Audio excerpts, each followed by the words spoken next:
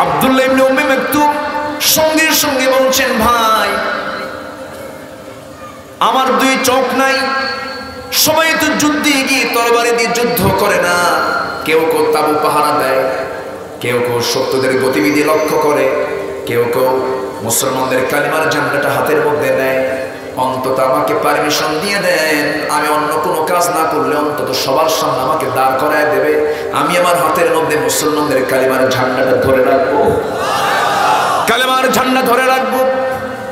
বাতিল শক্তি আমাকে দূর থেকে ধনুক দিয়ে তীর মেরে দেবে, আমার চোখ আমি দেখতে পাবো না, আমার বক্ষ ভেদ হয়ে যাবে, আমার রক্ত জমিনে পড়বে, রক্তাক্ত দেহ নিয়ে হাসরের ময়দানে আল্লাহর সামনে দাঁড়িয়ে বলবো, আল্লাহ তোমার জমিনে সুদ বন্ধ করার জন্য, জেনা বন্ধ করার জন্য, অন্যায় দূর করার জন্য, সমাজ থেকে তোমার ইসলামের পরিপন্থী সমস্ত আইনকে সমাজ থেকে উৎখাত করার জন্য, বাতিল দিয়ে উৎখাত করার জন্য, তোমার খুশির জন্য জমিনে গিয়ে তোমার পথে যুদ্ধ করে শহীদ হয়েছি, এই রক্তমাখা দেহ দিয়ে তোমার সামনে হাজির হয়ে গেছি। আল্লাহ সেই দিন বলবেন, আব্দুল্লাহ রে কোনো হিসাব রাখলাম না, আজকে তুই শহীদ, সাক্ষ্য দিয়ে আমার সামনে দাঁড়িয়েছিস, যা আমি তোকে সোজা জান্নাত দিয়ে দিলাম। সুবহানাল্লাহ। তাদের চেতনা কি ছিল, আজকে আমাদের চেতনা কি?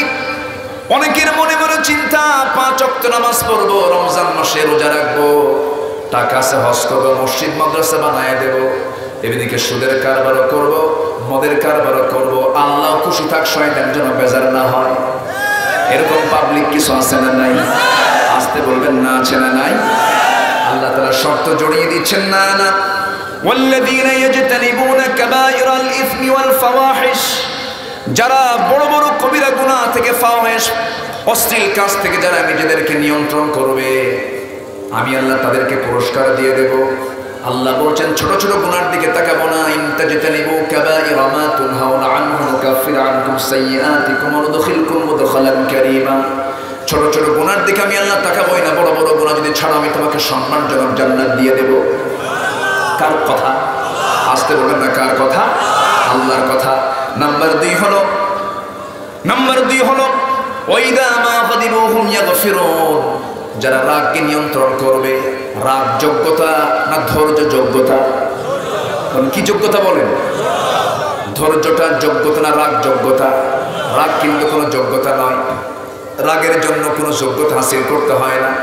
কুমিল্লা জেলার নাঙ্গলকোট উপজেলার ঢালুয়া সিজিআর আল হেরা একাডেমি প্রাঙ্গণে অনুষ্ঠিত মুফতি আবু নাঈম মোহাম্মদ ইব্রাহিম রাহিমাহুল্লাহ ফাউন্ডেশন এর উদ্যোগে আয়োজিত সান্ধ্যকালীন 2য় বার্ষিকী তাফসীরুল কোরআন মাহফিল, আজকের এই মহৎ আয়োজনের সম্মানিত সুযোগ্য সভাপতি, আজকে প্রোগ্রামের বরেণ্য সাহেবে সদর জনাব এম আবু হানিফ ভুইয়া, আজকে প্রোগ্রামের সম্মানিত মেহমানবৃন্দ, সম্মানিত প্রধান অতিথি মাননীয় ভাইস চেয়ারম্যান মহোদয় জনাব আবু ইউসুফ ভুইয়া, পাশে বসে আছেন বিশিষ্ট সমাজসেবক ইসলাম দরদি ব্যক্তিত্ব জনাব মিজানুর রহমান। আমার পূর্বে ইসলামী সঙ্গীত গেয়ে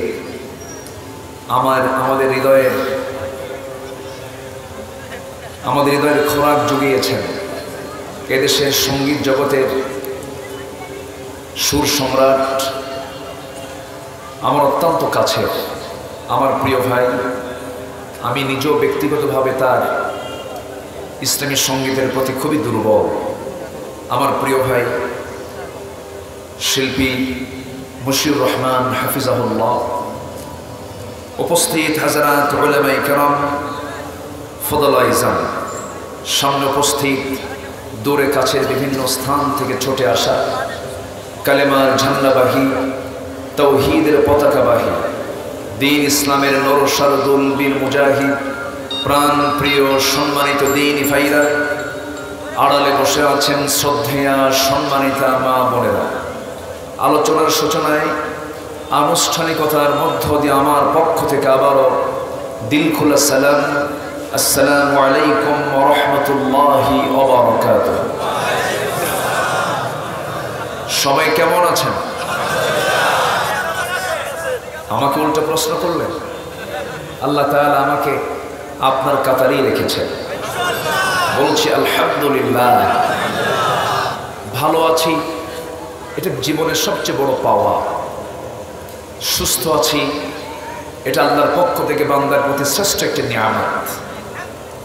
অসুস্থতার কি যন্ত্রণা, অসুস্থের সামনে দাঁড়ালে একটু হলে অনুভব করা যায়, আর নিজে অসুস্থ হলে পুরোপুরি টের পাওয়া যায়।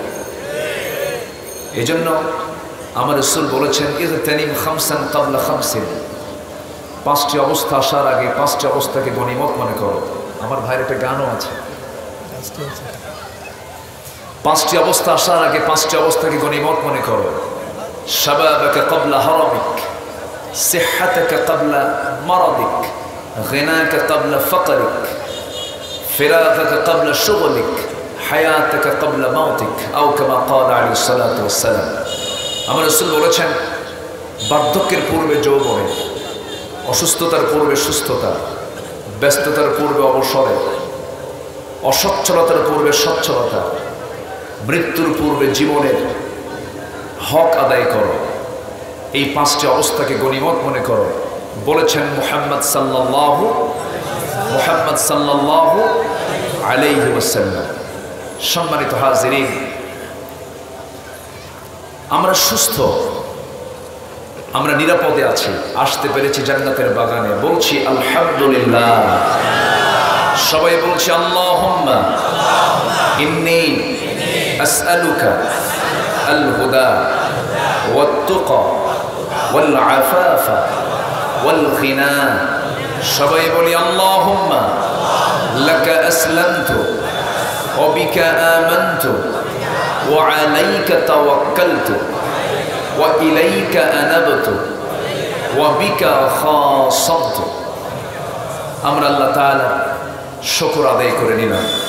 সম্মানিত হাজিরিন, আমি প্রথমেই একটু বলে নিচ্ছি, আজকে আমি খুব লং সময় আমি কথা বলতে পারবো না, তবে সামনে যতটুকু সময় আছে, যদি নিয়ত থাকে আমলের নিয়তে শুনবো, তাহলে যথেষ্ট সময় আছে। আমরা এসেছি শুধু শোনার জন্য না আমলের জন্য? বলুন, শোনার জন্য না আমলের জন্য? আমলের জন্য। যদি আমল নিয়ত যদি হয়ে থাকে যে আমল করব আমি, তাহলে যথেষ্ট সময় পড়ে আছে। এই পৃথিবীতে যত স্পিকার কিয়ামত পর্যন্ত আসবে এবং ইতিপূর্বে এসেছে, এর মধ্যে শ্রেষ্ঠ স্পিকার ছিলেন সাইয়্যিদুনা মুহাম্মদ সাল্লাল্লাহু আলাইহি ওয়াসাল্লাম। তার চাইতে সুন্দর বক্তৃতা পৃথিবীর কেউ কি করতে পেরেছে? কেউ পারবে? তিনি তার জীবনের শ্রেষ্ঠ ভাষণ দিয়েছিলেন বিদায় হজের ভাষণ। ইয়াখতাবু ফি হাজ্জাতিল বিদা ইত্তাকু রাব্বাকুম সাল্লু খামসাকুম ওয়া সুমু শাহরাকুম ওয়া আদ্দু যাকাতা আমওয়ালিকুম ওয়া আতিউ উমারাআকুম তাদখুলু জান্নাত রাব্বিকুম আও কামা ক্বালা আলাইহিস সালাতু ওয়াস সালাম। তিনি বিদায় হজের ভাষণে যে বক্তৃতা দিয়েছিলেন সোয়া লক্ষ সাহাবীর সামনে, সেই বক্তৃতা কিন্তু ছিল ঘণ্টাব্যাপী নয়, সেটা ছিল নাতিদীর্ঘ একটি বক্তৃতা। মাত্র 25 থেকে 30 মিনিট তিনি যে কথা বলেছেন, মানবতার কথা, সমাজের কথা, রাষ্ট্রের কথা, প্রত্যেকটি সেক্টরে, প্রত্যেকটি সাইডে তার বক্তৃতার ছোঁয়া স্পর্শ, তার বক্তৃতার ছোঁয়া লেগেছিল। তাহলে কথা আমল করার জন্য কি বেশি বলা লাগে? না। আমরা আমলের নিয়তে বসেছি। আমি চেষ্টা করব, আমি আল্লাহর প্রতি ভরসা রেখে বর্তমান সমাজের জন্য যতটুকু প্রয়োজন, যা প্রয়োজন, এমন কিছু কথা বলার জন্য আল্লাহ যেন আমাকে আমলের নিয়তে বলারও তৌফিক দান করেন। জোরে বলি আল্লাহুম্মা আমিন। আমরা যে কিতাব নিয়ে বসে আছি, এটা কি আমাদের অপূর্ণ না পূর্ণ? মান লাম ইয়াতাগান্না বিল কোরআন ফালাইসা মিন্না।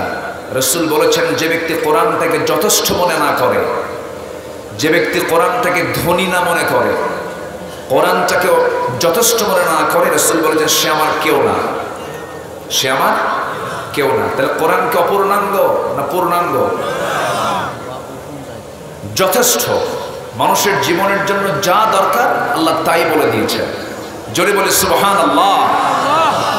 সেই যথেষ্ট পরিপূর্ণ একটি কিতাব থেকে আমি তেলাওয়াত করেছি কয়েকটা আয়াতে কারিমা, যেখানে আল্লাহ তাআলা বান্দাকে কিছু কাজের কথা বলেছেন। সেই কাজগুলো তুমি যদি করতে পারো, ফাজরুহু আলাল্লাহ, আল্লাহর পক্ষ থেকে তার জন্য আজরুহু, তার জন্য উজর আছে, তার জন্য পুরস্কার আছে। জোরে বলে সুবহানাল্লাহ। আল্লাহর পুরস্কার তো সবচেয়ে ছোট হয় নাকি? সবচেয়ে বড় পুরস্কার কে দিবেন? আসতে বলবেন না, কে দিবেন? আল্লাহ দিবেন। সে আল্লাহর কাছ থেকে আমরা যদি পুরস্কার পেতে চাই, সূরাতুশ শুরা থেকে আমি কয়েকটা আয়াতে কারিমা তেলাওয়াত করেছি। মহান রব্বুল আলামিন এখানে বলছেন যে সমস্ত বান্দারা 6টা কাজ তোমরা করতে পারবে। والذين يجتنبون كبائر الإثم والفواحش وإذا ما غضبوا هم يغفرون والذين استجابوا لربهم وأقاموا الصلاة وأمرهم شورى بينهم ومما رزقناهم ينفقون جل الله আল্লাহ রাব্বুল আলামিন বলেছেন, নাম্বার 1, সময় যেহেতু কম, মূল আলোচনার দিকে সোজা ঢুকে গেলাম। আল্লাহ রাব্বুল আলামিন বলছেন যে সমস্ত বান্দারা বড় বড় পাপকে যারা বর্জন করবে, পাপের মধ্যে 2টা ধরনের পাপ আছে। একটা পাপ হলো ছোট পাপ, আরেকটা পাপ হলো বড় পাপ। হয়তো বলবেন ছোট পাপ করলে কোনো সমস্যা নাই, না, সমস্যা আছে। পাপকে ছোট মনে করে পাপও করা যাবে না, এটাও একটা পাপ। কোন গুনাহ কিন্তু ছোট নয়, তবে গুনার মধ্যে কিছু ক্লাস আছে। কিছু গুনাহ মাফের যোগ্য, কিছু গুনাহ মাফের অযোগ্য। কিছু অপরাধের জন্য শাস্তি লঘু, কিছু অপরাধের জন্য শাস্তি মারাত্মক। যেমন ইসলামের ভিতরে যতগুলো দণ্ডবিধি আছে, কোরআনে যত হুকুম আছে, এর মধ্যে 3টা অপরাধের শাস্তি ইসলাম সবচাইতে মারাত্মক দিয়েছে, চূড়ান্ত করে দিয়েছে। 3টা অপরাধের শাস্তি হত্যার অর্ডার দিয়েছে। আর সাইয়্যিবুজ জানি, যারা বুড়া হয়ে যারা জেনার কাজ করবে, বিবাহিত জীবনেও যারা জেনার কাজ করবে, কতলুন নাফস, মানুষকে যারা হত্যা করবে অন্যায় করে। আরেকটা হলো ইসলাম থেকে যারা খারিজ হয়ে বের হয়ে যারা মুরতাদ হয়ে যাবে। এই 3টা অপরাধের শাস্তি হলো ইসলামে তার বেঁচে থাকা না হত্যা করা। বেঁচে থাকা না হত্যা করা, এই বিধান কি মোল্লা কইল না আল্লাহ কইছেন? এটা কার কথা? আল্লাহ। কিন্তু এই সমস্ত বিচারকে অনেকে মানতে চায় না। আসতে বলবেন না, আছে না নাই? মানতে চায় না, এটা একটা কথা। স্বীকারই করে না, এটাকে বিশ্বাস করতেই চায় না। বলে যে এগুলো মধ্যযুগীয় আইন, এই সমস্ত আইন এখন চলতে পারে না। কোরআনের আইন কি মধ্যযুগীয়? কোরআন কার? আসতে বলবেন না, কার? বৃষ্টির পানিতেও জমিতে আবাদ হয়, আবার সেচের পানিতেও জমিতে আবাদ হয়। কোন আবাদের, কোন সেচে, কোন পানিতে বরকত বেশি? কোন পানিতে? কোরআন নাজিল হয়েছে দুনিয়ায় না আসমান থেকে? কোরআন কি দুনিয়ার না আসমানের? এটার বরকত কম না বেশি? বলে যে এটা মধ্যযুগীয় আইন। আমরা কোন আইন মানলাম? এদেশের স্বাধীনতার, এদেশের জাতির শ্রেষ্ঠ সন্তান যারা মুক্তিযুদ্ধ করে দেশ স্বাধীন করেছেন, তারা জাতির শ্রেষ্ঠ সন্তান, ফ্রিডম ফাইটাররা। আমরা তাদের জন্য আমরা দোয়া করি, দেশের জন্য তারা কাজ করেছে। কিন্তু সম্প্রতি জাতীয় পত্রিকায় দেখতে পেলাম 2000 মুক্তিযোদ্ধা যারা মুক্তিযোদ্ধার ভাতা গ্রহণ করছে, তাদের বয়স 52 বছর। কি কথা কি বুঝতেছেন আপনি? বয়স কত? যুদ্ধ করলো কোন দিন? হ্যাঁ, রুহের জগতে, রুহের জগতে। সম্মানিত ভাইয়েরা, সম্মানিত বন্ধুগণ, তাহলে আমরা কি আইন মানলাম, কি সংবিধান ফলো করলাম, যে সংবিধানের মধ্য দিয়ে আমাদের এতটুকু অধঃপতন হয়েছে? জাতির যারা শ্রেষ্ঠ সন্তান তাদের সঙ্গে বেঈমানি করা হয়েছে, ঠিক কিনা? মানুষ ভালো হবে মানুষের তৈরি করা আইন দিয়ে নয়। মানুষ ভালো হবে কার আইন দিয়ে? আসতে বলবেন না, কার আইন দিয়ে? আল্লাহর আইন দিয়ে। পৃথিবীতে একটা গাধাও কিন্তু গাধার আইন মানে না। আমার নবীজির চেষ্টা কম ছিল না। নবুয়ত পান নাই যখন, 15 বছর থেকে শুরু করে নিয়ে 40 বছর পর্যন্ত 25 বছর এই জীবনটা তিনি বসে রাখেন নাই, চেষ্টা করেছেন বহু। হালফুল ফুজুল নামে একটা সংগঠন তিনি করেছিলেন, অনেকেরই জানা আছে, সবাই তো জানার কথা। কিন্তু এত চেষ্টা করেছেন তিনি, কি কোরআন ছাড়া যে চেষ্টা করেছেন তিনি কি সেটা কি সফল হয়েছেন না ব্যর্থ হয়েছেন? ব্যর্থ হয়েছে। 40 বছর পর্যন্ত বহু চেষ্টা করেও তিনি পারেন নাই। বিশ্ব নবীর মতো মানুষ তিনি যদি কোরআন ছাড়া চেষ্টা করে যদি ব্যর্থ হন, আমি আপনি পারবো? আসতে পারেন, আমি আপনি পারবো? পারবো। মানুষ মানুষের আইন মেনে কখনো সফল হবে না। মানুষ মানুষের বিধান মেনে কখনো সফল হবে না। মানুষকে মানতে হবে কার বিধান? এই সূর্য নিয়ম মেনে চলে কার? রাতের চাঁদ নিয়ম মেনে চলে কার? আকাশের তারকাগুলো নিয়ম মেনে চলে কার? ওয়াকুল্লুন ফি ফালাকি ইয়াসবাহুন। প্রত্যেক সৃষ্টি তার নিজ নিজ কক্ষপথে পরিভ্রমণ করছে। এই পৃথিবীতে যত সৃষ্টি আছে এর মধ্যে আমরাও সৃষ্টি, আমরাও মাখলুক। আমাদেরকে শ্রেষ্ঠত্ব দিয়ে দুনিয়াতে পাঠিয়েছেন, ভালো কথা। কিন্তু আমার আপনার চোখের সামনে যত বড় সৃষ্টিগুলো দেখি, কত মহান সৃষ্টি। সৃষ্টিগুলো কে করেছেন? আল্লাহ সৃষ্টি করেছেন। যদি আমরা সূর্যকে দেখি, দিনের বেলা দেখতে পাই এত দূরে থাকার কারণে একটা প্লেটের মতো, কিন্তু প্লেটের মতো কিন্তু নয়। এই সূর্যটা পৃথিবী থেকে এত দূরে থাকার কারণে এত ছোট আমরা দেখতে পাই। এই সূর্যটা পৃথিবী থেকে এত বড় হলো 50 কোটি 10 লক্ষ বর্গ মাইল। 50 কোটি 10 লক্ষ বর্গ মাইলের এরকম দুনিয়া 13 লক্ষ যোগ করলে, 13 লক্ষ দুনিয়া যোগ করলে একটা সূর্যের সমান হয়ে যায়। ওই সূর্যটা কে চালান? আসতে বলেন না, কে চালান? জো বাইডেনের সেখানে কোনো হাত নাই, ঋষি সুনাকের হাত নাই, ভ্লাদিমির পুতিনের হাত নাই, নরেন্দ্র মোদীর হাত নাই। পৃথিবীর কোনো পরাশক্তির সেখানে কোনো খাওয়া নাই, কোনো ক্ষমতা তাদের সেখানে নাই। সেই সূর্য তিনি চালান। সেই সূর্যটা পৃথিবী থেকে এত বড়। আবার রাতের বেলা আমরা চাঁদ দেখতে পাই। সেই চাঁদটা ছোট হওয়ার কারণে আমরা চাঁদের দেশে সফর করতে পেরেছি। চাঁদটা কাছে থাকার কারণে আমরা চাঁদের দেশে সফর করতে পেরেছি। মঙ্গল গ্রহে জায়গাও কিনছি, মঙ্গল গ্রহে জায়গাও কিনেছি, ভালো কথা। কিন্তু সেই চাঁদের পিছনেই মিটি মিটি করে জ্বলা কিছু তারকা যে আমরা দেখতে পাই, এই তারকাগুলো যদিও জোনাকির মতো দেখতে দেখা যায়, কিন্তু ওই তারকাগুলো সূর্যের চাইতে ছোট না বড়? আসতে বলবেন না, ছোট না বড়? কত বড়? সায়েন্স বলতেছে, যারা সৌরজগৎ নিয়ে গবেষণা করেন, সৌরবিদরা বলছেন ব্যাটেল জুইস নামে একটা তারকা আছে, যে তারকাটা এই সূর্যের চাইতে 1 গুণ নয়, 2 গুণ নয়, 33 কোটি গুণ বড়। জোরে বলি সুবহানাল্লাহ। কত কোটি? সূর্যের চেয়েও 33 কোটি গুণ বড়। Supernova, আড্রা, Proxima Centauri, battle juice, এরকম করে কোটি কোটি তারকা আল্লাহ তাআলা মহাশূন্যে ঝুলায় রেখেছেন। এক একটা গ্যালাক্সির মধ্যে কোটি কোটি গ্যালাক্সি আছে মহাশূন্যে। এক একটা গ্যালাক্সির মধ্যে বিজ্ঞান বলতেছে 50 বিলিয়ন করে তারকা আল্লাহ তাআলা রেখে দিয়েছেন। 1 বিলিয়ন সমান 100 কোটি। আমার ভাইয়েরা, এই বিশাল মহাশূন্যকে চালান। আমি তো আকাশে যাই নাই।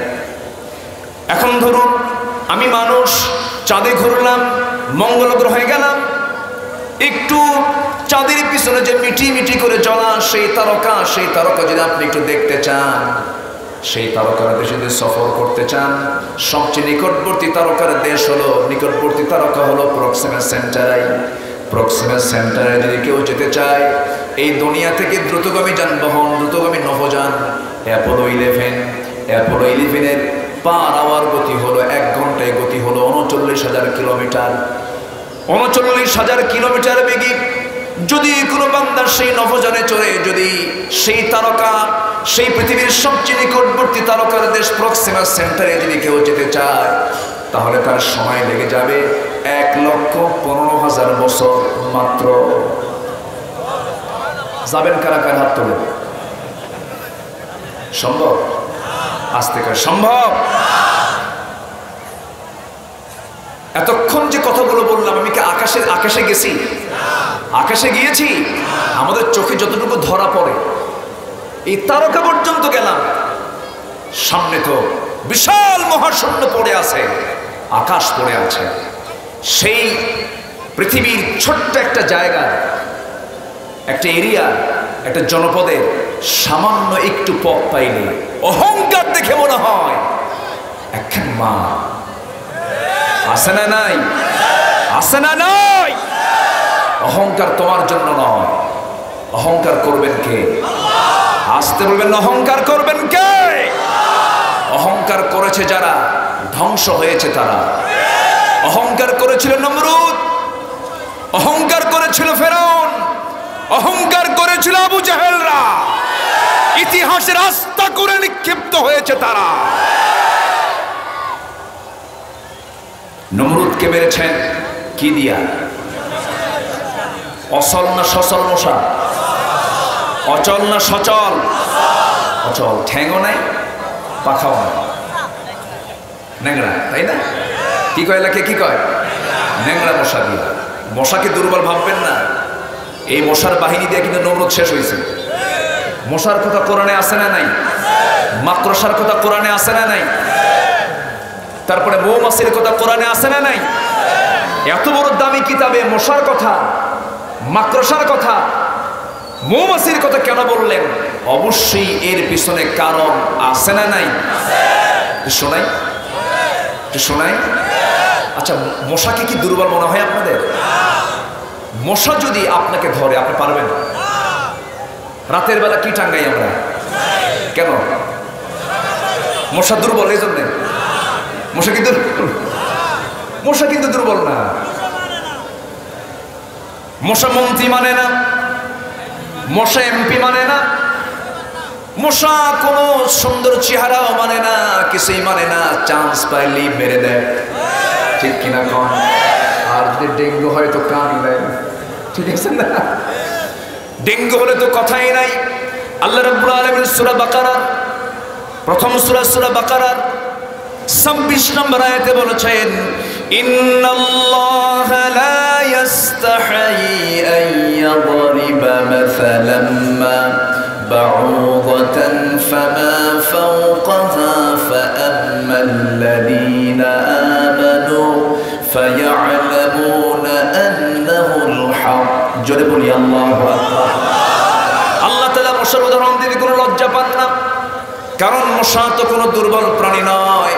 দেখুন, মশা যে শক্তিশালী প্রাণী তার 4টা কারণ আমি তুলে ধরছি। নাম্বার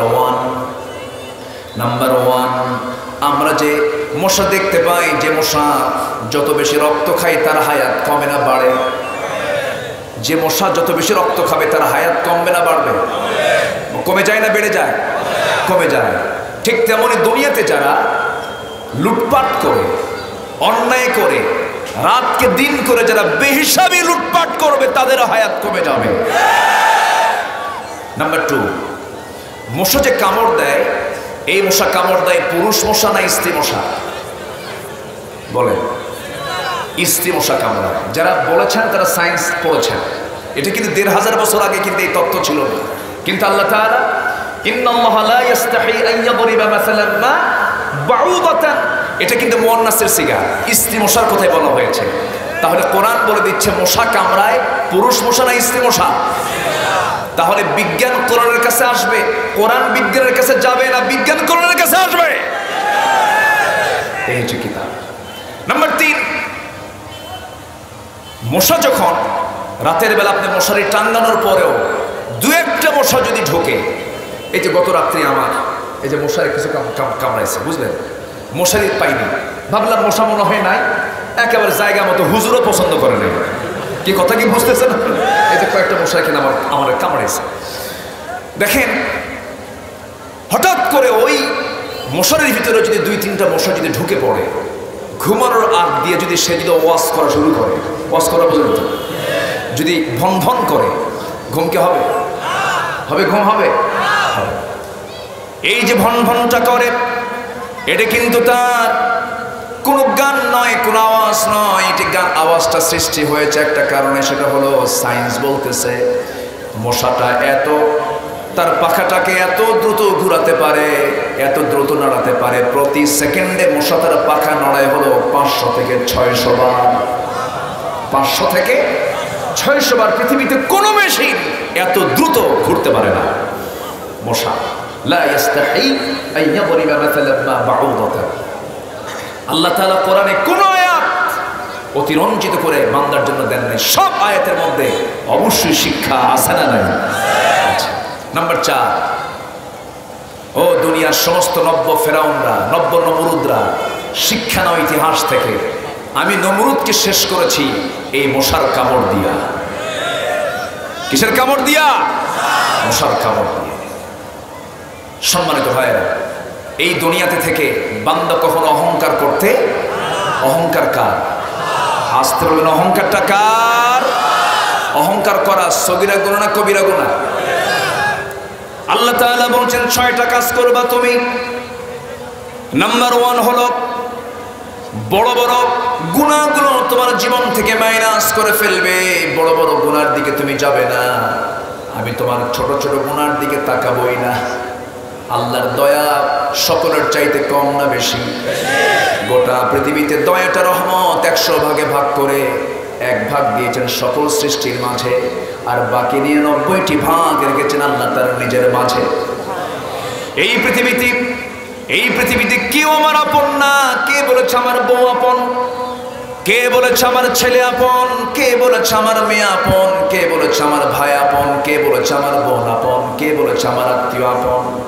ধরুন আমরা এই লাইনে যে কজন ভাই বসে আছি, আমি মশিউর ভাই, এরপরে মেহমান বৃন্দ বসে আছেন, এর মধ্যে হঠাৎ করে একজনের তো মৃত্যু হতেও পারে, পারে না?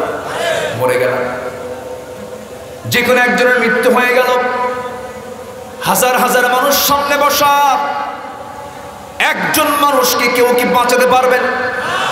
কেউ কিচ্ছু করতে পারবেন না। কিছুই আপনি আমার জন্য করতে পারবেন না। বড় জোর আমার মিজান ভাই নাঙ্গলকোট উপজেলা স্বাস্থ্য কমপ্লেক্সে একটা ফোন দিবেন। ফোন দেওয়ার সঙ্গে সঙ্গে একটা অ্যাম্বুলেন্স চলে আসবে। অ্যাম্বুলেন্স আসার পরে সে অ্যাম্বুলেন্সের লাশটা ধরে নিয়ে অ্যাম্বুলেন্সে উঠায় দিয়ে বলবেন, ড্রাইভার এই লাশটাকে তার বাড়িতে নিয়ে যাও। লাশটা বাড়িতে নিয়ে যাবে ঠিক, কিন্তু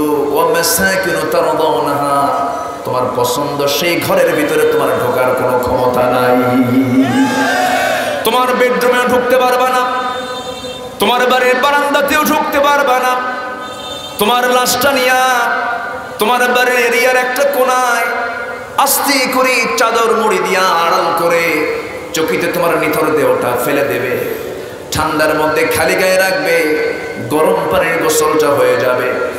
বাজার থেকে নিয়ে আসবে এমন কাপড়, দুনিয়ার যে কাপড় কোনোদিন পরি নাই, সেলাই খারাপ হলে পরে কাপড়টা চেঞ্জ করে ফেলতাম, এমন কাপড় কিনে আনবে যে কাপড়টার কোনো সেলাই নাই, বুতাম নাই, পকেট নাই। মাথায় বাঁধন, পায়ে বাঁধন দিয়া দিয়া সামনে হাজির করায় দেবে। জানাজার প্রান্তরে লোকজন দেখে দেখে চলে যাবে। জানাজা সম্পন্ন হয়ে যাবে, সন্তানটা পর্যন্ত আব্বা বলে ডাকবে না, বলবে লাশটা নিয়ে যাও কবরের দিকে। চেয়ারম্যান বলবে না, এমপি বলবে না, মন্ত্রী বলবে না, কোনো নাম বলবে না, কবরের দিকে নামায় নেবে, কবরের শোয়া দেবে, বাঁশ চাপা দেবে, মাটি চাপা দেবে। ওই যে বিদায় দিয়ে চলে আসবে, ওই যে বিদায় দিয়ে আসার পর 24 ঘন্টা যাবে না, মাথার চুল কত সুন্দর যত্ন নিতাম, চুলগুলো খসে খসে পড়বে। 3 দিন যাবে না, চামড়াগুলো গলে গলে পোকার পেটে চলে যাবে, ওই আমার দেহটা পোকার রাজত্বে চলে যাবে। 7 দিন যাবে না, সেই 7 দিনের ভিতরে পেটের সমস্ত নাড়ি ভরে সব চোখ মুখ কান নাক দিয়ে বের হয়ে যাবে। মাত্র 3 মাস, 3 মাসের ব্যবধানে আমি মানুষ, ওই কবরটা খুঁড়ে দেখা যাবে কয়েকটা হাড় ছাড়া কিচ্ছু নাই। দিন শেষে আমার জন্য আপনার জন্য কেউ নাই, দিন শেষে একমাত্র কেবলমাত্র শুধুমাত্র আমার কে? জোরে বলেন কে? আল্লাহ তাআলা। কেউ নাই আমার, একমাত্র আমার বন্ধুকে আল্লাহ। অতএব আমার আপনার জীবনের প্রথম টার্গেট হতে হবে আমার বন্ধু কেউ না, আমার বন্ধুকে আল্লাহ। আমার আইন বলতে কারো আইন না, আমার আইন একমাত্র বলতে কার আইন? আসতে বলবেন না, কার আইন? আল্লাহর আইন। অহংকার করা যাবে? অহংকার করা যাবে? অহংকারী যে ধ্বংস তার নিশ্চিত। যখন আপনি দেখবেন কারো মধ্যে অহংকার ঢুকেছে, ভাববেন ও ধ্বংসের দ্বার প্রান্তে পৌঁছে গেছে, যে কোনো মুহূর্তে সে ধ্বংস হয়ে যাবে। যে বিনয়ী হবে, ভাববেন যে আল্লাহ তাকে অনেক মর্যাদা দিয়ে দিবেন। জোরে কারণ সুবহানাল্লাহ, জোরে বলে সুবহানাল্লাহ। তাহলে যতগুলো পাপ আছে, সমস্ত পাপের মধ্যে যেগুলো বড় বড় পাপ, সেই পাপকে আমরা বর্জন করব। জোরে বলি ইনশাআল্লাহ। একটা বিষয় স্পষ্ট হলো, অহংকার করা, বলেন অহংকার করা যাবে না। এটা কি ছোট পাপ না বড় পাপ? বড় পাপ। আমার নবীজি সাহাবায়ে কেরামকে লক্ষ্য করে একদিন বলছেন, সাহাবীরা, আলা উনাব্বিউকুম বিআকবারিল কাবাইর, আমি কি তোমাদের কি বড় বড় কিছু কবিরা গুনার কথা বলবো? বিআকবারিল কাবাইর। সাহাবীরা বললেন, ইয়া রাসূলুল্লাহ, আপনি বলুন। রাসূল বলছেন, আল ইশরাকু বিল্লাহ, উকুকুল ওয়ালিদাইন। নাম্বার 1 হলো শিরকের গুনাহ, নাম্বার 2 হলো পিতামাতার সঙ্গে খারাপ আচরণ করা, নাম্বার 3 হলো কাউলুজ জুর, বেহুদা কথা বলা, বাজে কথা বলা। এই 3টা জিনিস মনে হয় আজকের সমাজে নাই। আসতে বল, আছে না নাই? এদিকে ছোট গুনাহ না বড় গুনাহ? এই তালিকা দিয়েছেন মুহাম্মদ সাল্লাল্লাহু আলাইহি ওয়াসাল্লাম। শিরকের গুনাহ, পিতামাতার সঙ্গে খারাপ আচরণ। আজ থেকে 10 বছর আগে আমার দেশের শিক্ষার যে হার ছিল, আজকে তার চাইতে শিক্ষার হার কমেছে না বেড়েছে? বাপ মার প্রতি সেবার হার কমছে না বাড়ছে? কি শিক্ষা পেলাম?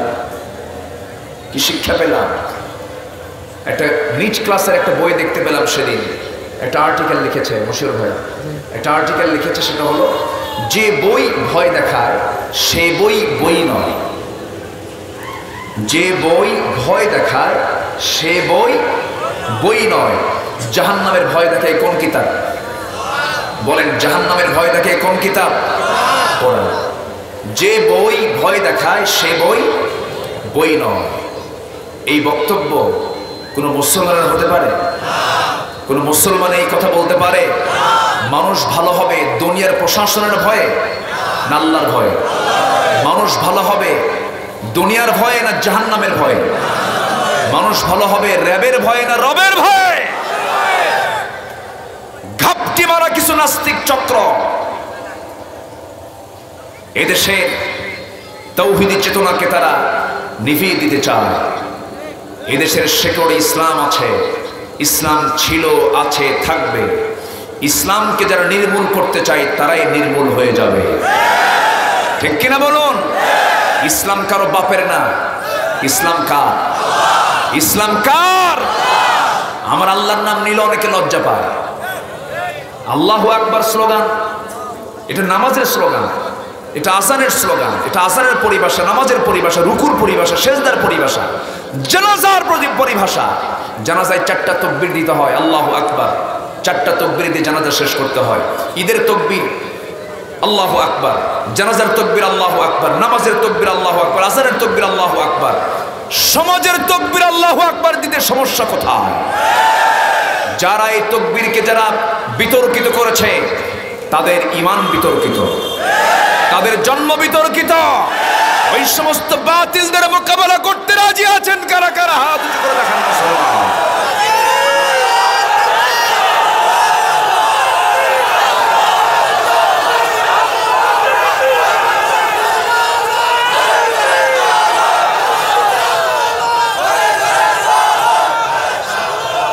আল্লাহ তুমি সবার হাতকে কবুল করো, জোরে বলি আমিন। যারা বলতেছেন যে আল্লাহু আকবার তাকবীর নির্দিষ্ট দলীয় স্লোগান, যদি তাই হয় তাহলে আপনার জানাজা আপনি কোন স্লোগান দিয়ে করবেন? ঠিক কিনা? আমার মশিউর ভাই তিনি গান দিয়ে বুঝিয়ে দিয়েছেন, মোল্লাতন্ত্রের একটা গান গেয়েছেন। আপনার মরার পরে যে জানাজা হবে সেই জানাজায় তো আপনার স্ববিরোধী বক্তব্য সেখানে চলে আসবে। আপনার আল্লাহু আকবার যদি সহ্য না হয় তাহলে ওই সমস্ত নরাধমদের জানাজা না দিয়া কুকুর বিড়াল শিগালের মতো বিদায় করা দরকার। কষ্ট পাচ্ছেন? আলোচনা চালাই, চলো, সময় তো নাই।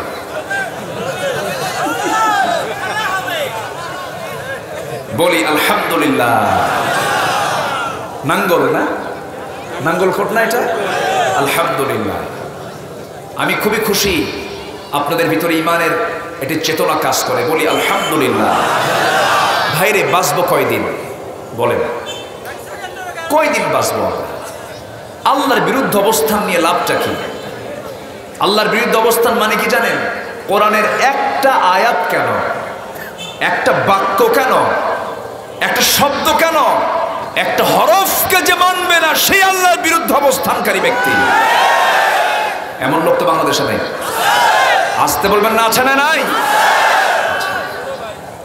সম্মানিত ভাইরা, তাহলে আমার রাসূল যে লিস্ট দিলেন যে কবিরা গুণাহগুলো কি কি, নাম্বার 1 হলো শিরকের গুনাহ। শিরক আছে সমাজে। নাম্বার 2 পিতামাতার সঙ্গে খারাপ আচরণ করা আছে। গত বছর এই সময় মেবি হবে ধানমন্ডির একজন বাসিন্দা, এদেশের একজন চিত্র জগতের এক নায়ক, তার শ্বশুর ধানমন্ডিতে তার নিজস্ব বাসায় লাইসেন্সকৃত পিস্তল হাতে নিয়ে ফেসবুক লাইভে এসে উনি অভিযোগ করে বললেন, আমার ছেলে আছে, মেয়ে আছে, বউ আছে, বাচ্চা আছে, জামাই আছে, সব আছে, কিন্তু সবাই আমার সঙ্গে প্রতারণা করেছে, কেউ আমার হক আদায় করেনি, আমি আমার এই জীবনটা রাখলাম না। ধানমন্ডিতে যারা থাকে তারা কি ফকির? তাদের কি টাকার অভাব আছে? তাহলে জীবনটা কেন দিল? জীবনটা তার কেন গেল? এর মূল কারণ হলো কোনো কিছুর সংকট নেই, সংকট হলো ইমানের সংকট, ইসলাম না মানার সংকট। এই মাইক কলা, মাইক তো আওয়াজ দিচ্ছে না, একটু আওয়াজটা বাড়ান। আওয়াজ আসছে, আপনারা সবাই শুনতে পাচ্ছেন তো নাকি? যাক, ওনারা যদি শুনতে পাই তাহলে ভালো।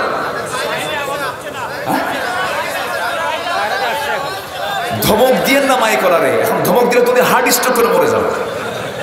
থাক না, আমি তো টের পাচ্ছি। আমার তো কাজ মাইকে প্রত্যেকদিন, আমি তো বুঝি যে এটার লোড কি কি অবস্থা। শোনেন, এখন তার ঠিক করার সময় নেই, যা আছে বলি আলহামদুলিল্লাহ। মনে করেন বিয়ে শাদী হয়ে গেছে, বউটা পাগল, বউটা পাগলি, ইজাব কবুল হয়ে গেছে, সংসার তো করতেই হবে এখন। আর কি উপায় আছে? উপায় থাকে, বউ এখন পাগলা হাস, ইজাব কবুল হয়ে গেছে, আর তো কোনো কথা নাই। যা আছে বলি আলহামদুলিল্লাহ। আচ্ছা, সম্মানিত ভাইরা, আমার দিকে তাকান, আল্লাহর কসম করে বলি, আমি কোনো হিংসাত্মক মনোভাব থেকে কথা বলছি না। আমার নবীজির যখন মুখ থেকে কথা বের হতো চক্ষু লাল হতো। খুতবাতুন নারিয়া, আগুন জ্বালানো বক্তৃতা দিয়েছেন মুহাম্মদ সাল্লাল্লাহু। মদের বিরুদ্ধে কথা কি সুর দেওয়া হয়? জেনার বিরুদ্ধে কথা কি সুর দেওয়া হয়? সুদের বিরুদ্ধে কথা কি সুর দেওয়া হয়? শিরকের বিরুদ্ধে কথা কি সুর দেওয়া হয়? পিতামাতার সঙ্গে অবাধ্য আচরণ করে এটা কি সুর দেওয়া হয়? অকরুল হক ওয়া ইন কানা মুররান, সত্য কথা কখনো মিষ্টি লাগে না, সত্য কথা তিতাই হয়, ঠিক কি না? সম্মানিত ভাইয়েরা, আবু জেহেলের সমাজে 4টা জিনিস খুব বেশি ছিল। আবু জেহেলের সমাজে কি ছিল? নাম্বার 1 মদের বোতল ছিল। নাম্বার 2 জেনাটা বিয়ের চাইতে অ্যাভেলেবেল ছিল। নাম্বার 3 সুদের কারবার ছিল। আচ্ছা, এই 3টি অপরাধ আজকের সমাজে মনে হয় নাই। আসতে বলবেন না, আছে না নাই? আবু জেহেলের সমাজে আরেকটা জিনিস ছিল, সেটা হলো খুব জুয়া খেলতো ওরা। আমার দেশে জুয়া নেই, এই জুয়া আছে। তাহলে আবু জেহেলের সমাজে মদ ছিল, জেনা ছিল, সুদ ছিল, জুয়াও ছিল। আমাদের সমাজে কি আছে? আলহামদুলিল্লাহ, যেরকম নাউজুবিল্লাহ। জুয়া খেলা বোঝেন তো?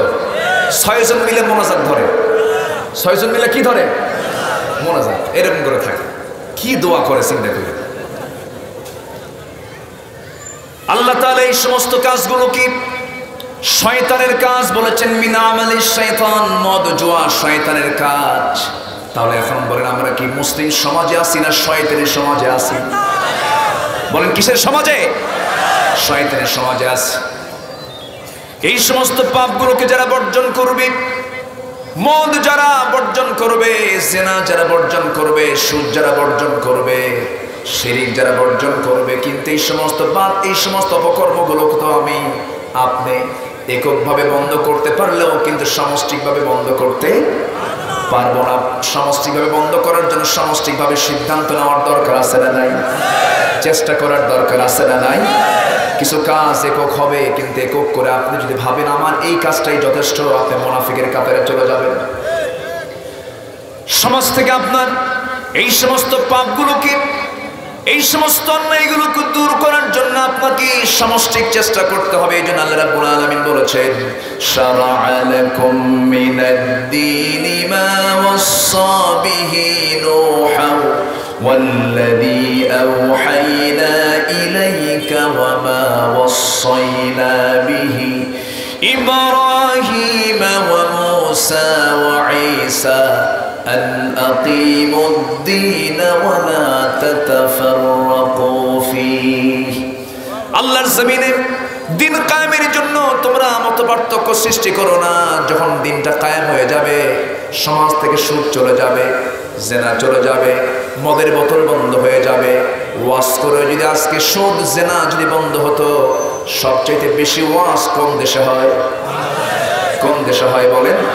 এগুলো কি বন্ধ হয়েছে নাকি বলেন? বন্ধতে আমার নবীজি মক্কার জীবনের 13 বছর মার খেয়েছেন, মার খেয়ে খেয়ে দাওয়াত দিয়েছেন, কাম কিন্তু হয় নাই। হ্যাঁ, আংশিক প্রাথমিক পর্যায়ের কাজটা হয়েছে, কিন্তু মায়ের খাবো সারা জীবন। শুধু মায়ের খাওয়া সুন্নত নয়, মায়ের দেওয়াও সুন্নত, ঠিক কিনা? মায়ের খাওয়া সুন্নত, মায়ের দেওয়াও। 13 বছর রাসূল মার খাইছেন কোথায়? আর 10 বছর মার দিছেন কোথায়? কারণ মদের বোতল বন্ধ করার জন্য শুধু ওয়াজ হলে হবে না, পিটন দরকার আছে না নাই? বলেন আছে না নাই? জেনা বন্ধ করার জন্য সেখানে মায়ের দরকার আছে না নাই? বলেন। আমার ভাইয়েরা, সাহাবীদের মধ্যে কি চেতনা লালন করেছে। একজন অন্ধ সাহাবীর কথা মনে হয়ে গেল। আমার নবীজির জীবন দশায় অন্ধ সাহাবী, তিনি বহু যুদ্ধের নাম শুনেছেন, বদরের নাম শুনেছেন, যেতে পারেন নাই। উহুদের নাম শুনেছেন, যেতে পারেন নাই। খন্দকের নাম শুনেছেন, যেতে পারেন নাই। নবীর ইন্তেকালের পর সারা জীবন রাসূল তাকে জিহাদের পারমিশন দেন নাই, যুদ্ধে যাওয়ার পারমিশন দেন নাই, কারণ তার চোখ নাই। প্রথম খলিফাও তিনি পারমিশন দেন নাই। দ্বিতীয় খলিফা ওমর ফারুকের শাসনামলে হঠাৎ করে অন্ধ সাহাবী এসে খলিফার সামনে দাঁড়িয়ে বলছেন, ভাই ওমর, আমাকে বিশ্বনবীর যুদ্ধের পারমিশন দেন নাই, প্রথম খলিফা পারমিশন দেন নাই। আপনার কাছে আমি আজকে দিলের তামান্নাটা প্রকাশ করতে চাই। কি দিলের তামান্না আপনি বলেন। অন্ধ সাহাবী বলছেন, আমার বয়স এখন শেষ প্রান্তে, আমি দুনিয়া থেকে হয়তো বিদায় নিয়ে নেব, আমার চক্ষু দুইটা নাই। আমার মনে প্রাণী ইচ্ছা হলো, কত ভাই আমার বদরে অংশগ্রহণ করে শহীদ হয়ে গেল, উহুদের শহীদ হয়ে গেল, খন্দকের শহীদ হয়ে গেল, আমি যেতে পারলাম না আমার দুটো চোখ না থাকার কারণে। শুনলাম কাদিসের নাকি যুদ্ধ শুরু হয়ে যাবে। মেহেরবানি করে খলিফা ওমর ফারুক, আপনি আমাকে দয়া করে সেই পারমিশনটা দিবেন যুদ্ধে যাওয়ার। দুটো চোখ কিন্তু নাই। দুই চোখ হারা সাহাবী আব্দুল্লাহ ইবনে উম্মে মাকতুম রাদিয়াল্লাহু তাআলা আনহু এই আরজি যখন খলিফা ওমরের সামনে করলেন, ওমর ফারুক চোখের পানি আটকাতে পারলেন না। আরে অন্ধ সাহাবীর কি তামান্না। এবার প্রশ্ন করছেন, ভাই আব্দুল্লাহ, আপনার শানে একটা সূরা নাযিল হয়েছে, আবাসা ওয়া তাওয়াল্লা আন জাআহুল আ'মা। কি দামি সাহাবী। তিনি বলছেন, ভাই আব্দুল্লাহ, আপনি যে যুদ্ধে যাবেন, বাতিলের মোকাবেলা করবেন, অন্যায় দূর করার জন্য সংগ্রাম করবেন, বাতিলদেরকে প্রতিহত করবেন, কিন্তু আপনার চৌকি তো নাই। আব্দুল্লাহ বলছেন, আমি জানি আপনি আমাকে এই প্রশ্নটা করবেন, জবাবও রেডি করে রাখছি। যেরকম সুবহানাল্লাহ, জবাবও প্রস্তুত করে রেখেছি। আব্দুল্লাহ ইবনে উম্মে মাকতুম সঙ্গে সঙ্গে বলছেন, ভাই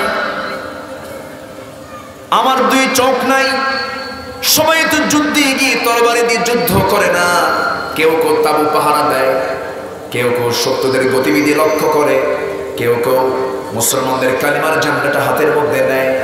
অন্তত আমাকে পারমিশন দিয়ে দেন, আমি অন্য কোনো কাজ না করলে অন্তত সবার সামনে আমাকে দাঁড় করায় দেবে, আমি আমার হাতের মধ্যে মুসলমানদের কালিমার ঝান্ডাটা ধরে রাখবো, কালিমার ঝান্ডা ধরে রাখবো। বাতিল শক্তি আমাকে দূর থেকে ধনুক দিয়ে তীর মেরে দেবে, আমার চোখ আমি দেখতে পাবো না, আমার বক্ষ ভেদ হয়ে যাবে, আমার রক্ত জমিনে পড়বে, রক্তাক্ত দেহ নিয়ে হাসরের ময়দানে আল্লাহর সামনে দাঁড়িয়ে বলবো, আল্লাহ তোমার জমিনে সুদ বন্ধ করার জন্য, জেনা বন্ধ করার জন্য, অন্যায় দূর করার জন্য, সমাজ থেকে তোমার ইসলামের পরিপন্থী সমস্ত আইনকে সমাজ থেকে উৎখাত করার জন্য, বাতিল দিয়ে উৎখাত করার জন্য, তোমার খুশির জন্য জমিনে গিয়ে তোমার পথে যুদ্ধ করে শহীদ হয়েছি, এই রক্তমাখা দেহ দিয়ে তোমার সামনে হাজির হয়ে গেছি। আল্লাহ সেই দিন বলবেন, আব্দুল্লাহ রে, কোনো হিসাব রাখলাম না, আজকে তুই শহীদ, সাক্ষ্য দিয়ে আমার সামনে দাঁড়িয়েছিস, যা আমি তোকে সোজা জান্নাত দিয়ে দিলাম। সুবহানাল্লাহ। তাদের চেতনা কি ছিল, আজকে আমাদের চেতনা কি? অনেকের মনে মনে চিন্তা, 5 ওয়াক্ত নামাজ পড়বো, রমজান মাসে রোজা রাখবো, টাকা আছে হজ করবো, মসজিদ মাদ্রাসা বানায় দেবো, এদিকে সুদের কারবারও করবো, মদের কারবারও করবো, আল্লাহ খুশি থাক, শয়তান যেন বেজার না হয়। এরকম পাবলিক কিছু আছে না নাই? আসতে বলবেন না, আছে না নাই? আল্লাহ তাআলা শর্ত জড়িয়ে দিচ্ছেন, না না, ওয়াল্লাযীনা ইয়াজতানিবুনা কাবায়িরাল ইসমি ওয়াল ফাওয়াহিশ, যারা বড় বড় কবিরা গুনাহ থেকে, ফাওয়াহিশ অশ্লীল কাজ থেকে যারা নিজেদেরকে নিয়ন্ত্রণ করবে, আমি আল্লাহ তাদেরকে পুরস্কার দিয়ে দেব। আল্লাহ বলছেন, ছোট ছোট গুনার দিকে তাকাবো না, ইন তাজতানিবু কাবায়িরা মা তুনহাউনা আনহু নুকাফির আনকুম সাইয়্যাতিকুম ওয়া নুদখিলকুম মুদখালান কারীমা। ছোট ছোট গুনার দিকে আমি আল্লাহ তাকাবোই না, বড় বড় গুনাহ যদি ছাড়ো আমি তোমাকে সম্মানজনক জান্নাত দিয়ে দেব। কার কথা? আসতে বলবেন না, কার কথা? আল্লাহর কথা। নাম্বার 2 হলো ওয়াইদা মা গাদিবুহুম ইয়াগফিরুন, যারা রাগকে নিয়ন্ত্রণ করবে। রাগ যোগ্যতা না ধৈর্য যোগ্যতা? কি যোগ্যতা বলেন? ধৈর্যটা যোগ্যতা না রাগ যোগ্যতা? রাগ কিন্তু কোনো যোগ্যতা নয়, রাগের জন্য কোনো যোগ্যতা হাসিল করতে হয় না, রাগের জন্য কোনো ট্রেনিং দেওয়া লাগে না, ধৈর্যের জন্য ট্রেনিং দিতে হয়। জঙ্গল তৈরির জন্য কোনো মেহনত লাগে না, জঙ্গল আপনা আপনি হয়ে যায়, কিন্তু আপনি সুন্দর একটা বাগান বানাবেন, অবশ্যই সেখানে যত্নের দরকার আছে না নাই? আছে। এই জন্য রেগে যাবো তো হেরে যাবো, আল্লাহ বলছেন না, রাগকে নিয়ন্ত্রণ করো। নাম্বার 1 পাপকে নিয়ন্ত্রণ করো, নাম্বার 2 রাগকে নিয়ন্ত্রণ করো। যার রাগ নিয়ন্ত্রণ থাকবে তার ঈমানটা নিয়ন্ত্রণে থাকবে। দেখবেন রাগ করে বউরে তালাক মারে, আছে না নাই? এমন কোনো দিন নাই, আমার সিমটা খোলা থাকলে এমন কোনো দিন নাই এই ফোনটা আসে না, হুজুর কাম তো সারছে কি, তালাক দিছে, আজকেও দিছে ফোন। এটা যে এত বাড়ছে, আল্লাহ তাআলা নিকাহ নামে, বিয়ে নামে কোনো সূরা নাযিল করেননি, কোনো সূরা নাই। নিকাহ নামে কোনো সূরা নাই, কিন্তু তালাক নামে আছে না নাই? তালাক নামে সূরা আছে না নাই? তালাকের এই বিষয়টা কি সহজ না জটিল? জটিল। তালাকের বিধান কে দিয়েছেন? ফোন দিয়ে বলে, হুজুর রাগ করে তালাক মারছে। আমি কই, আচ্ছা কেউ কি মহব্বত করে তালাক দেয়? শোনা, রাগ কইল না, তালাক দিলে এরকম করে তালাক দেয় না। আচ্ছা তালাকটা আসে কি মহব্বতে না রাগে? মহব্বতে না রাগে? রাগে আসে। রাগ করবেন কেন? নিজের হাতে আইন কেন তুলে নেবেন? তালাকের সিস্টেম হলো সালাসাতা কুরু, 3 ইদ্যতে তালাক দিবা তুমি, অথচ তুমি এক বৈঠকে বসে তালাক তো 3টা মারি, ওর শাশুড়ি শুদ্ধ তালাক। আছে না নাই? বলেন আছে না? ধৈর্যের দরকার না রাগ দরকার? কি দরকার বলেন? সংসার জীবন করতে গেলেও ধৈর্যের দরকার আছে না নাই? আচ্ছা পুরুষ মানুষ বেশি কথা বলে না মহিলা মানুষ বেশি কথা বলে? বলেন জরিপে এসেছে পুরুষরা সারাদিনে কথা বলে হলো 2000 শব্দ, মেয়েরা কথা বলে হলো 5000 শব্দ। কয় হাজার বেশি? শোনেন, মেয়ে মানুষ বেশি কথা বলার কারণ আছে। আমাদের কাছে বাচ্চা বড় হয় না, মাদের কাছে বাচ্চা বড় হয়। যে মার বাচ্চা যদি 3-4টা হয়, কথা কি কম কলা লাগে বেশি বড় হয়? বেশি তো বলবেই থাকে, এটা একটা দিক। নাম্বার 2 হলো বাচ্চারা এত ডিস্টার্ব করে, মা কিন্তু বিরক্ত হয় না। একটা বাচ্চাকে যদি আপনার কাছে দিয়া 2 দিন মা যদি দূরে থাকে, 1.5 মাসের বাচ্চা বাঁচবে না, আসার খাবে। বলেন কি খাবে বলেন? এই জন্য আল্লাহ তাআলা মেয়েদের কথার পরিমাণটা বাড়ায় দিয়েছেন। বাবা থামো, বাবা থামো, এই 3-4টা তাকে কন্ট্রোল করতে হয়। কিন্তু এই যে কথাটা বেশি বলে, এই কথা শুধু তাদের ক্ষেত্রেই বলে না, সব জায়গায় বলে। আপনি এখন বেগুন কিনে নিয়ে গেছেন বাজার থেকে, বাজার কিনে বেগুন কিনে নিয়ে গিয়ে বইয়ের হাতে দিয়ে বললেন, এই যে বেগুন কিনে আনছি। বেগুনটা তো সুন্দরই দেখা যায় উপর থেকে, কিন্তু বেগুনের পোকা কিন্তু ধরা কঠিন। যারা বাজার করছেন, বাজার করেন তো নাকি? মা লিহাদার রাসূল ইয়ামশি ফিল আসওয়াক ওয়া ইয়াকুলু তুআম। আমাদের রাসূল কেমন যে বাজারও করে, খাবারও খায়। রাসূল তো সবই করেছেন, আল্লাহু আকবার বলে। তো বেগুন এখন বটিতে নিয়ে কুটতে নিয়ে দেখে পোকা। এই পোকা দেখা মাত্রই পায়ের রক্ত মাথায় উঠে গেছে। ওই যে বেগুনের তাফসীর শুরু, একদম একটানা 3 ঘন্টা। ধৈর্য ধরবে কে? দেখেন কিচ্ছু করে না। কে ধৈর্য ধরবে? স্বামীর ধৈর্য ধরতে হবে। স্বামী বউকে চালায় না বউ স্বামীকে চালায়? কোরআনের ভাষায় বলবেন, বলেন কে চালাবে? স্বামীর টাকা স্ত্রী খরচ করবে। স্ত্রীর টাকা যদি স্বামীকে না দেয়, কোনো কৈফিয়ত দেওয়া লাগবে না। কার দরবারে? এই অধিকার, এই সম্মান মেয়েদেরকে কে দিয়েছেন? কে দিয়েছেন? এরপরেও কয় আমাদেরকে ঠকাইছে। আমাদের কি করছে? ঠকাইছে। তারা খরচ না করলে কোনো যায় আসে না, কিন্তু আমরা যদি আমাদের বউদের জন্য না খরচ করি, জবাব দিতে হবে কার আদালতে? আল্লাহ। এখন আর রিজালু কাওয়ামুনা আলান নিসা, পুরুষরা হলো নারীদের পরিচালক। পরিচালক যদি মেজাজ বেশি হয়, পরিচালনা করতে পারবে? এই যে তালাকের কথাগুলো যখন আসে, তখন মনে হয় কি জানেন, উল্টা জবাব দিই, তুই সামনে আয়, তোকে পিটার দরকার হয়, ঠিক কিনা? আখেরি জামানায় এই উম্মতের এমন কিছু সম্পর্ক তৈরি হবে, ঘরে ঘরে বইয়ের পরিচয় নিয়ে থাকবে, কিন্তু তাদের সঙ্গে হবে জেনা। কেন? কখন তালাক দিয়ে দিয়েছে সে নিজেও টের পায় না। আছে না নাই? আচ্ছা, রাগের ফসল। এলে কিসের ফসল? রাগের ফসল। রাগ করা যাবে না। রাগের মধ্য দিয়ে জিহ্বা স্লিপ করে, রাগের মধ্য দিয়ে হাত চলে যায়। এমনি একদিকে আল মুসলিমু মান সালিমাল মুসলিমুনা বিল লিসানিহি ওয়া ইয়াদিহি, প্রকৃত মুসলমান তো সেই যার মুখ থেকে এবং হাত থেকে অন্য মুসলমান নিরাপদে থাকে। এই জন্য আল্লাহ তাআলা বলছেন, রাগকে নিয়ন্ত্রণ করো। রেগে যাবে, হেরে যাবে, ধৈর্য ধরবে, জিতে যাবে। নেতা হবে, ধৈর্য ধরো। স্বামী হতে চাও, ধৈর্য ধরো। ব্যবসা করতে চাও, ধৈর্য ধরো। আল্লাহর জমিনে দিন কায়েমের সংগ্রাম করতে চাও, ধৈর্য ধরো। মায়ের খাও, বিজয় আসবে, ঠিক কিনা? সব জায়গায় ধৈর্যের দরকার আছে। আল্লাহ তাআলা এরপরে বলছেন, নাম্বার 3, ওয়াল্লাযীনা ইসতাজাবু লিরাব্বিহিম, যারা তাদের রবের ডাকে সাড়া দেবে। আজান হয়ে গেল, আজান শোনার সঙ্গে সঙ্গে আমরা কার ডাকে সাড়া দেব? কোন দিকে রওনা দেব? মসজিদের দিকে। খুশি হবেন কে? আসতে বলবেন না, খুশি হবেন কে? আল্লাহ বান্দার যত কাজ আছে, সব কাজের মধ্যে সবচেয়ে বেশি খুশি হন বান্দা যখন তার পবিত্র অংশ, এই মস্তকটা যখন সেজদায় লুটিয়ে দেয়।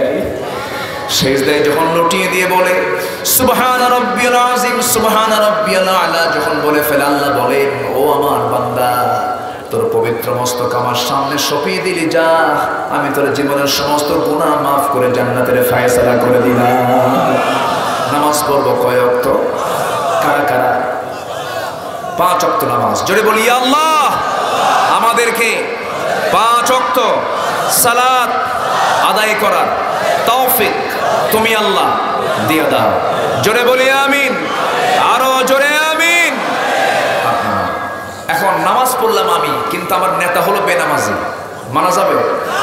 আসতে বলেন, মানা যাবে? যে নেতা নামাজি না, সে নেতার সাথে আমার নেতৃত্বের কোনো সম্পর্ক। নামাজ এবং সমাজ দুটোকে মিল রাখতে হবে। নাম্বার 4 ওয়াকামুস সালাহ, যারা নামাজ কায়েমের সংগ্রাম করবে, নামাজ তো পড়বেই। ওয়াল্লাযীনা ইসতাজাবু লিরাব্বিহিম, আল্লাহর ডাকে সাড়া দিয়ে নামাজ পড়বে। নামাজ কায়েমের যারা কাজ করবে, অনেক লম্বা কথা, নামাজ কায়েম সামষ্টিক কাজ, এই কাজে আমাদেরকে শামিল হওয়ার তৌফিক আল্লাহ দান করুন, জোরে বলি আমিন। আচ্ছা, নাম্বার 5, যে কোনো কাজ যখন আমরা করতে যাব একা করব না, পরামর্শ করব। এই সূরার নাম হলো পরামর্শের সূরা। ওয়ামরুহুম শুরা বাইনাহুম শুরা ওয়াশাবিরহুম ফিল আমর ফাইদা আযামতা ফাতাওয়াক্কাল আলাল্লাহ ইন্নাল্লাহা ইউহিব্বুল মুতাওয়াক্কিলিন। তো পরামর্শ করবে, সংসার স্বামী স্ত্রী পরামর্শ করবে, ছেলে মেয়ে হয়েছে তাদেরকে নিয়ে পরামর্শ করবে। পরামর্শের মধ্যে যদি ভুল হয়, কিন্তু সেই ভুল হলেও তার মধ্যে রহমত কে দেন? আল্লাহ দিয়ে দেন। পরামর্শ, ওয়াইদ ক্বালা রাব্বুকা লিল মালাইকাতি ইন্নী জাইলুন ফিল আরদি খলিফা, আল্লাহর পরামর্শের দরকার নেই, এরপর পরামর্শ করেছেন কেন? বান্দাকে বোঝাচ্ছেন তোরা পরামর্শ করা শেখ। আল্লাহু আকবার। এরপর আল্লাহ তাআলা বলেছেন ওমিম্মা রাযাকনাহুম ইউনফিকুন, আমার দেওয়া রিজিক থেকে তুমি যে কিছু রিজিক প্রাপ্ত হয়েছে সেখান থেকে কিছু অংশ তুমি আমার প্রতি খরচ করবে। এই 6টি কাজ যদি করতে পারো, ফামান আফা ওয়া আসলাহা ফাজরুহু আলাল্লাহ, আমার কাছে তার পুরস্কার আছে। যেরকম সুবহানাল্লাহ। আমাদের পুরস্কার তো বলতে একটাই, মরার পরে আমরা কি চাই? আরো যেরকম কি চাই? জান্নাত কি আমাদের বাপের ভিটা না? আস্তে কর। আমাদের প্রথম খাবার কোথায় খাইছি আমরা? জান্নাতে, বাপের ভিটায় আমরা ফিরে যাব। জোরে বলি ইনশাআল্লাহ, আরো জোরে বলি ইনশাআল্লাহ। এই আয়াতগুলোর আলোকে আল্লাহ তাআলা আমাদের জীবনকে সাজানোর তৌফিক দান করুন। আমি আর কথাকে বাড়াবো না। আমার পরে এদেশের হক্কানি পীর শাহ আরিফ বিল্লাহ সিদ্দিক হাফিজাহুল্লাহ আমার খুব কাছের মানুষ। পীর মানে আমরা বুঝি অনেক জায়গায় কিন্তু ভণ্ডামি আছে, আছে না নাই বলেন? যিনি আমাদের পরে, আচ্ছা চলে আসছেন না? আচ্ছা, তিনি কথা বলবেন, অত্যন্ত বরকতি কথা বলবেন। এবং আমার শিল্পী মশিউর রহমান ভাই, আমার শিল্পী, এটা আপনাদের শিল্পী কিনা জানি না, আপনাদের শিল্পী তো নাকি? আমার মশিউর ভাই, তিনি তার তেজোদ্দীপ্ত রক্ত গরম করা কিছু ইসলামী সঙ্গীত কিনে গাইবে। জোরে বলি ইনশাআল্লাহ। সবাই শুনবেন না? একটা লোক উঠবেন না। আমার এটা আপনাদের কাছে আর আরজি, দয়া করে কেউ উঠবেন না। একটু ব্রেক হলো কেন? এই মাহফিলটা খুব অল্প সময় নেওয়া। যদি আমাকে একটু দীর্ঘদিন আগে বলা হতো, 6 মাস 1 বছর আগে বললে আমি ডেটটা আমি 9টার পরে দিতে পারতাম। আমার আরেকটা প্রোগ্রামে যেতে হচ্ছে, সেই প্রোগ্রামটা আজ থেকে 1 বছর আগে নেওয়া। এখন একটা পাখি আকাশে ওড়ে, 1 ডানায় না 2 ডানায়? 2 ডানা। এখন আজকে আমার 2টা ডানায় সচল রাখতে হবে। একটা ডানাকে যদি ভেঙে ফেলি, পাখি তার উড়বে না। এই জন্য সবার কাছে দোয়া চাই। আমি সবার কাছে দোয়া চাই। যে কোথায় আমার মনে পিসাব যেহেতু আসা, ওনার বরকত নিয়ে নেন আলহামদুলিল্লাহ। জি, সবার কাছে একটু দোয়া চাচ্ছি, সবাইকে আমার জন্য দোয়া করবেন না ইনশাআল্লাহ? যে এই আশাবাদ কামনা করে আমি আমার কথা এখানে শেষ করছি। সুবহানাকাল্লাহুম্মা ওয়া বিহামদিকা আশহাদু আল্লা ইলাহা ইল্লা আনতা আস্তাগফিরুকা ওয়া আতুবু ইলাইক। কি সম্মাননা আমারে কি দিবেন? আমার জন্য দোয়া করবেন। সবাই বসেন, আমি তো উঠি নাই। আমি উঠলেও আপনি উঠবেন না, আপনি বসে থাকবেন। এটা আমার পক্ষ থেকে আপনাদের প্রতি আমার জোর দাবি এবং অনুরোধ। আল্লাহ তুমি সবাইকে শেষ মোনাজাত পর্যন্ত সবাইকে থাকার তৌফিক দিয়ে দাও। আমার মিজান ভাই